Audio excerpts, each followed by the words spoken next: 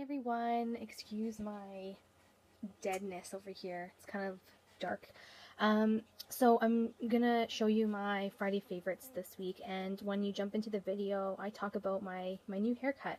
Um, I just wanted to let you know that I just cut it today on September 11th.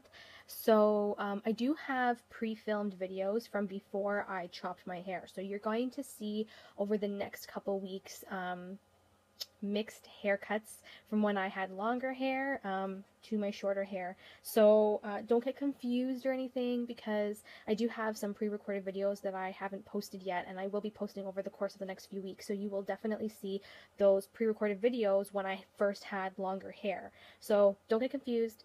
I did cut my hair on September 11th, and this is what it looks like now. I'm just saying as a heads up that there are going to be some pre-recorded videos that I have to post, and you will see my old hairstyle for the next couple weeks until I catch up on my videos. So just want to throw that out there and enjoy the rest of the video. Bye everybody. Hi everyone, welcome back to my channel. I have a surprise, new haircut. Oh yeah, it's really short. I know, I cut like 6 inches off. My hair used to be like below like my boob area, so that's a lot. I just needed a change, so I went for the Kylie Jenner look. I just found that my hair was getting so long, ladies, that I didn't have the time and I didn't have the patience to wash it, blow dry it, flat iron it, you know, the whole enchilada routine day in and day out. I was just getting really tired of it. I was always wearing it in a bun or a ponytail because I was just pretty much tired of wearing long hair.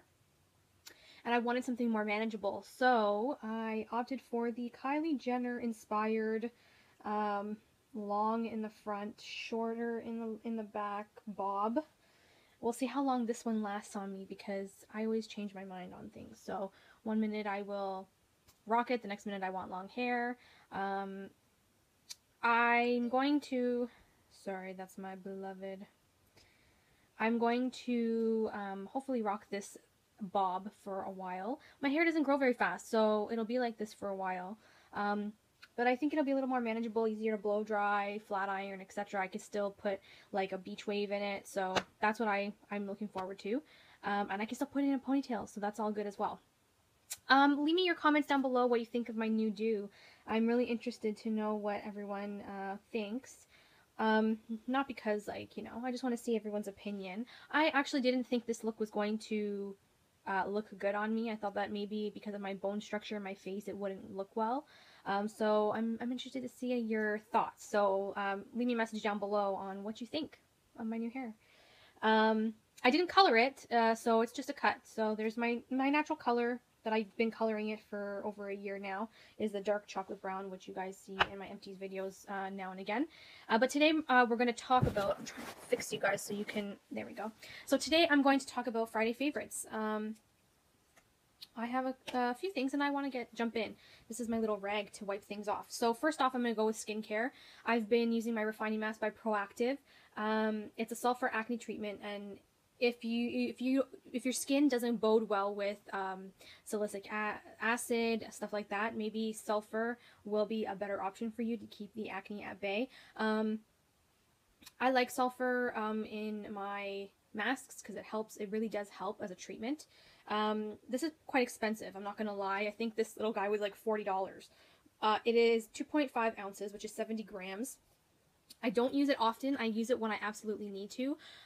It is cheaper than Glam Glow. Glam Glow is $70 and you get less amount for what you pay for. So, I mean, out of the two, if you want to get more bang for your buck, definitely go for the Proactive. Really have been enjoying this, and I do use this as a mask all over when I'm noticing my face is starting to break out a little too much. So this is definitely a thumbs up in my book. Sticking with the skincare, I also have been enjoying something that I never thought I would enjoy. This is the Peter Thomas Roth Clinical Scare. I'm not talking right today.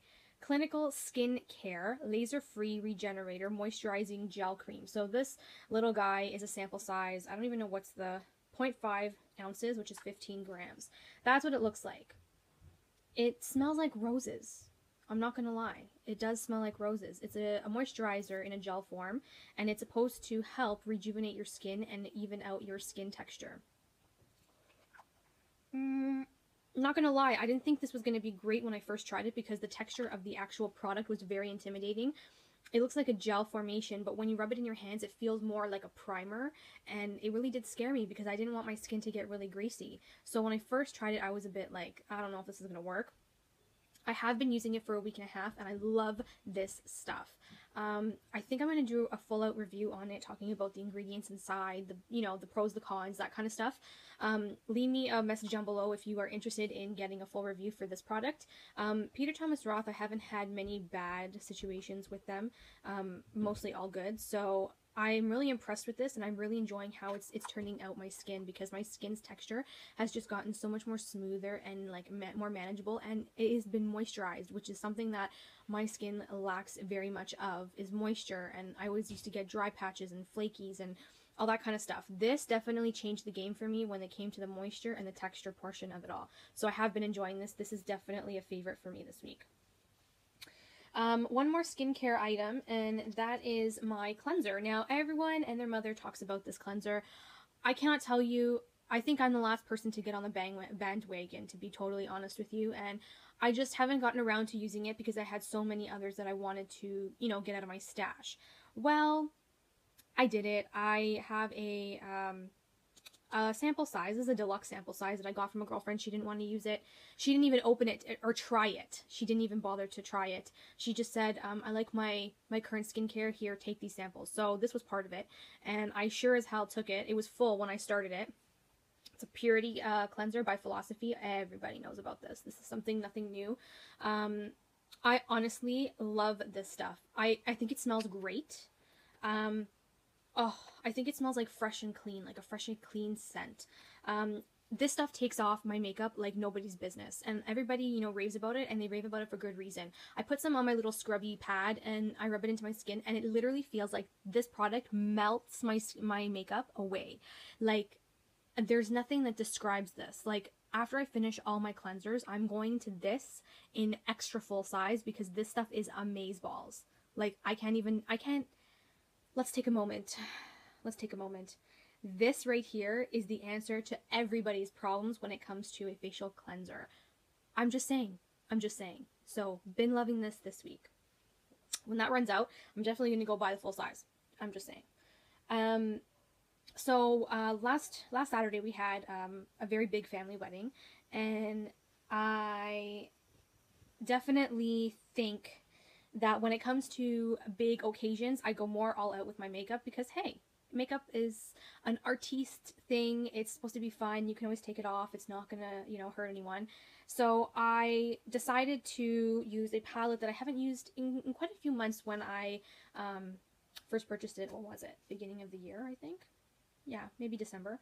And everybody loves this palette, and they love it for good reason. And I remember now why I loved it, because when I first purchased it and used it, I loved it so much as well. It's the Too Faced Chocolate Bar palette. I use this for the day of the wedding, for the evening portion of the beautiful occasion, and that's what the palette looks like. It comes with a little sheet with the names, but I'm not going to show you that because everybody and their mother has seen it. So I kept it very bronzed, my look. I didn't take too many pictures, to be honest, because I wasn't really focused on taking a lot of photos. I took more photos of like the bride, the groom, the whole event, opposed to just myself. There's a few of me, but majority of them are like church and that kind of stuff. But anyways, so I kept it very a bronzed look going on. I used this little guy in my lid, which is like a gold. Then I took the two matte shades. Where are the two matte shades? Which is right here and right here, and I put them in my crease. I use this one in the crease just to kind of warm it up, and then I use this to define it. And then I use this dark brown to kind of define my crease a little bit more. And then of course I use the matte shade as my highlight and my brown bone. I just love this palette. It smells like chocolate. They don't lie, I actually, and I'm not trying to toot my own horn here, but I purchased this palette way before everybody loved the palette. When it first came out, like I'm telling you, the first time it came out, nobody knew, nobody ever tried it yet, like out in the regular world, I'm saying. And so I went on a whim and I got it myself. This was like right before Christmas time, and I was so excited when I got it. And then probably after Christmas, I would say after New Year's in January, maybe mid to end January, that's when this got really, really popular. But I had tried it way before, and I was enjoying it before. So I'm not gonna toot my own horn, but I'm just saying, okay, just saying.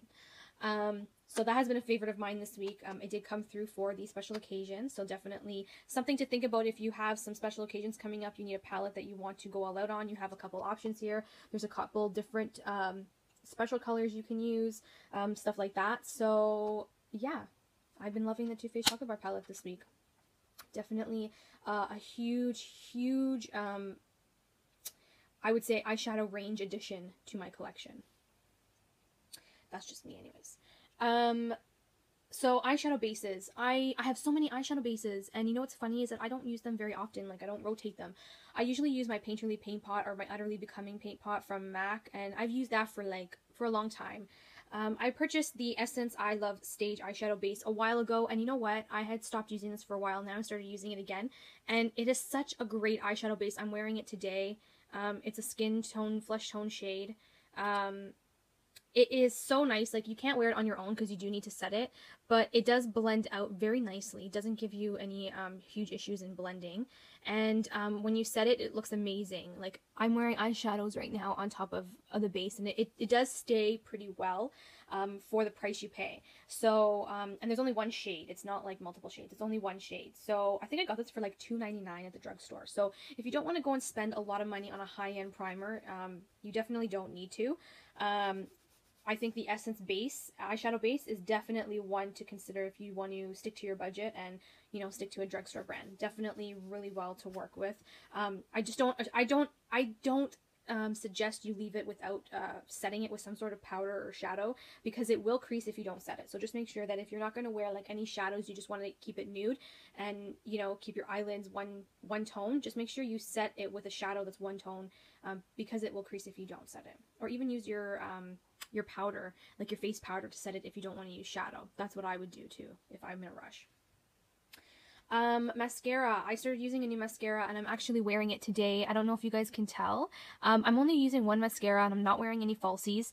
This is the mascara I've been using. It's by Revlon Bold Lacquer by Grow Luscious. This is in the shade Blackest Black. I don't think it's waterproof. No, it doesn't say waterproof. It says Length and Volume Mascara. I love it. I love it. I don't know what it is. I think it's the brush. It's like this fluffy-ish brush with the bristles are fiber bristles, and they're not too stiff. So you get like a fluffy effect in your lashes, and you get some length and volume at the same time. I'll show you again. So I have been enjoying my Revlon mascara, and I don't normally use Revlon mascaras because I'm usually a Maybelline mascara girl. But when I'm not using like high-end sample size mascaras, I usually use Maybelline. But because I had this in my stash, I figured I might as well use it. So I pulled it out, and it definitely did the trick. I'm really impressed with the way my lashes look when I do apply this. So definitely a favorite this week in my book. I've shown you this many times in many favorites. I think it's just something that is a constant favorite throughout each week because I can completely use it all the time. This is my MAC Pro Longwear eyeshadow in Always Sunny. I got this for free at a MAC Estee Lauder event, and let me tell you, it has been my staple for when I'm lazy and I just want a quick sweep of shadow on my eyes to set my primer. This is pretty much the same skin tone as me right now because I'm quite tanned, and it looks amazing. It just looks so amazing, and it keeps everything even. It's just something to put on to put your look together if you're not in the mood to do a very fancy eye look or you don't have the time. Love this. Has been my favorite for weeks on end, and it still is. So now that we're done with that, my last set of favorites for this week are two lip products. One of them I'm wearing today. They are the Too Faced La Creme lipsticks. Now, I purchased these a while ago. Like, I'm talking about maybe the beginning of the year. March. Maybe April. Who knows? Maybe even earlier than that. I don't even remember. Had these in my stash for a while. I finally pulled them out to try, like, you know, to use them because, I mean, I have to rotate through all my freaking lip products. So that's what I did. And the colors that I have they're two bright colors. So this one is in Juicy Melons. It is a beautiful coral. Beautiful coral. and I think it is the most gorgeous coral shade ever. So that is Juicy Melons. And then the other shade I have, which is what I'm wearing right now, it is a fuchsia. It's called Fuchsia Shock. Fuchsia Shock. So it's like a berryish. It looks really fuchsia in the actual container, but when you apply it, like I guess too, depending on your lip color underneath, when you apply it to your lips, like mine goes a little more berryer than fuchsia, which is fine by me because definitely this works as a great fall color for me on the lips, as you can tell.